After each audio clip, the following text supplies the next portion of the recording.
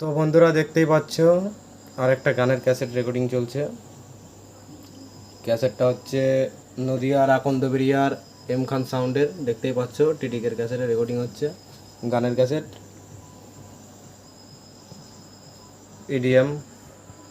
ইডিএমের album চলছে।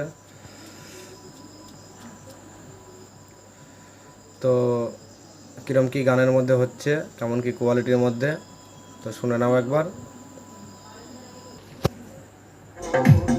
Audio mix Saurabh recording Sumadragarh. ये कौन है? मैंने इसे कहीं देखा है। यही तो बच्चा है।